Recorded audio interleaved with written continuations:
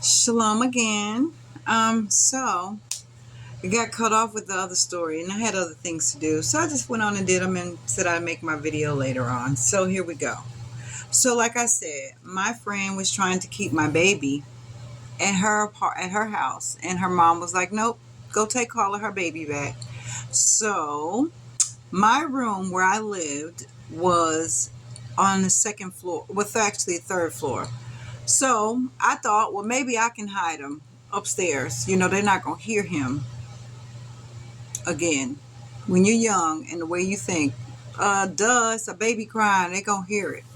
So they heard him. And of course, like they had already told me, I cannot have another baby in this house. So I didn't know what to do, right? I wasn't going to tell his dad. And so I got in touch with some family members. Early on in my stories, I was saying how I was from Winston-Salem, North Carolina, or I grew up down there. And so I had an aunt that lived there, and I asked her, like, "Would you take my baby?" She was ecstatic. She said, "Of course I would. I would definitely take him." So I went to the to DIFUS, I guess you would say, Youth and Family Services. And I told them that I wanted to give him up, but not just, to the system. I have someone that I want him to go to. And so they, mm, this story pisses me off every time I talk about it. So they was like, okay, yes, we can do that.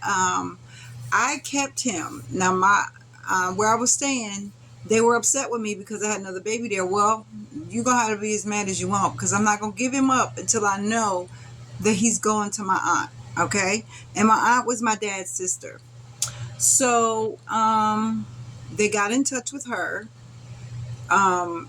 They did a home visit. They went to North Carolina and they did a home visit. And they did the home visit because she told me that they did it.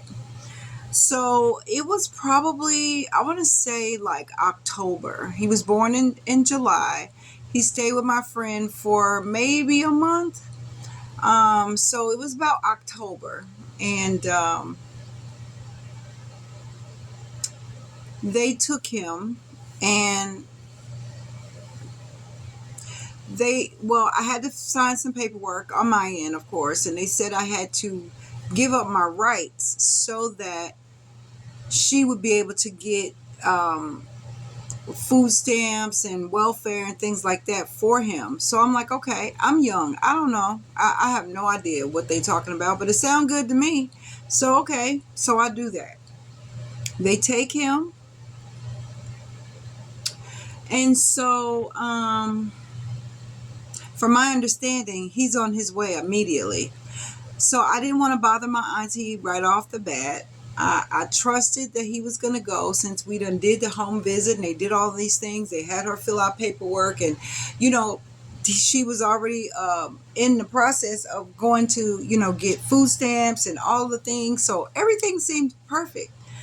So I waited until Christmas because back then I celebrated Christmas. I waited until Christmas and so I called because I wanted to see, wanted to give her a couple of months so that they can kind of get the hang of things and everything is good. And so I called Christmas time and I'm like, "Merry Christmas, how's everything?"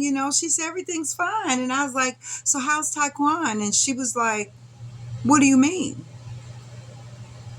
And I'm like, "What do you mean?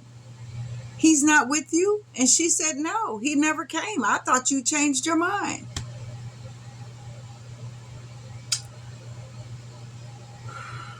I was crushed because where's my baby? What did they do with my child? So, of course, it's the holiday, so I can't get in touch with anyone. I have to wait. And so, when I got in touch with them, they said they didn't know what I was talking about.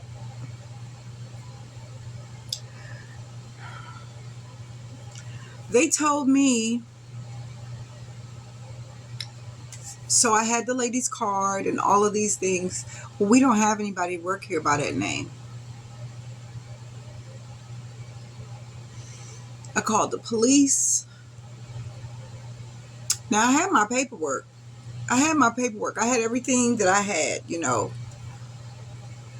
They stole my child, and I have no idea what happened to him. My aunt was crushed because she really thought that I had just changed my mind, and she's crying on the phone. I call her because I called her back and I told her.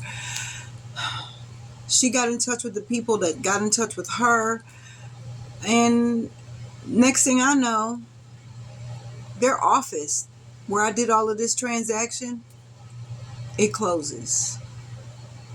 The whole office closes.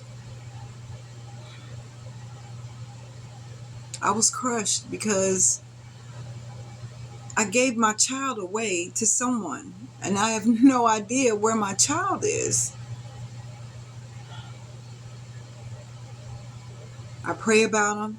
I think about him. Never forgot him. I don't know if he's alive. I don't know if he's well. I don't know if he was adopted out. I don't know what they did with my child. All I know is that my child was gone. And I didn't have any money to fight anybody.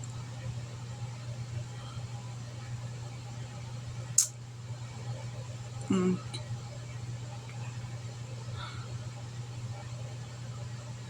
I was crushed. I'm still, I'm still crushed. Because I don't know where my baby is. I was so frustrated. I was so angry. Then my friend, she felt so bad. Her mom even felt bad. Her mom even felt bad because they was like, if we'd have let him stay here, I, I don't know. And as you get older, you start hearing stories. So I started hearing all kinds of stories that went on with that agency. And all I know is my child was gone. Yeah. So,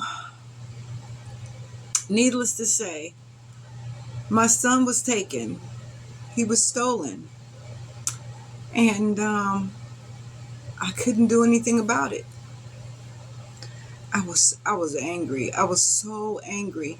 I was mad at my family member because they wouldn't let my child stay there.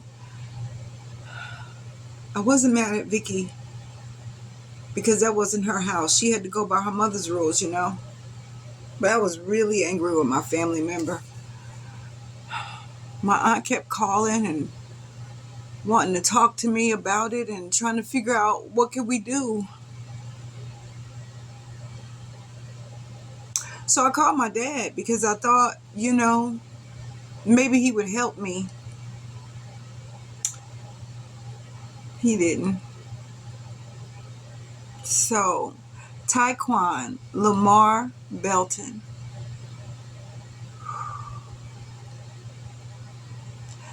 July 19th, 1988 is his birthday.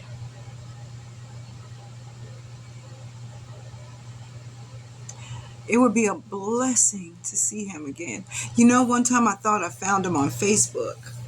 This boy, he was the right age. His name was changed, not the same, but he was the right age.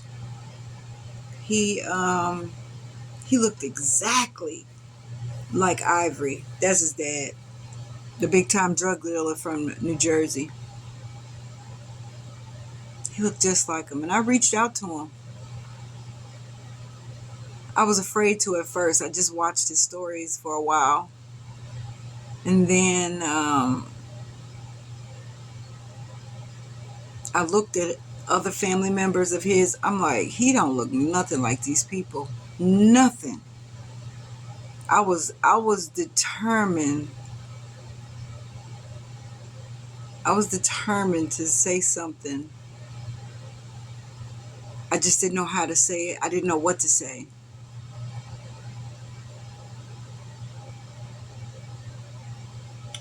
Well, I said his name was different. Just his last name, of course, was different. The first name was Taquan, spelled just like I spelled my son's name. It took me about a year and a half, and I finally reached out to the young man. And oh my goodness, I was so nervous. Like, I was so nervous because I kept thinking, well, if he was actually adopted, um, maybe they didn't tell him, or whatever. Because when I say he looked just like Ivory, and he looked nothing like them people, his sisters, his mother, his father, he looked nothing like none of these people. Um, so it took a minute before he reached back out to me. My heart was just pounding out of my chest because I was afraid to even read it. And I finally read his message, and he first said that he was sorry about what happened to me, and he prays that I find my son, but it wasn't him. But you couldn't tell me it wasn't him. You couldn't tell me that it wasn't him. You could not tell me. So I wasn't, and I did reach back out again. I apologized, and I just, wished him well, but I still to this day believe that that was my son. And then, I don't know if he blocked me or what, but I still wanted to follow him and just see what he was doing. But I couldn't find him anymore on Facebook. But I was sure that that was my child. Like, it just, even when I showed my son, because I said, "What do you think of this boy?" He said, "He looks like my brother."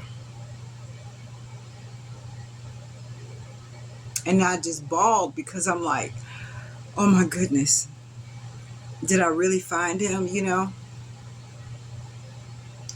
So, yeah, that is the story of how my son was stolen from me.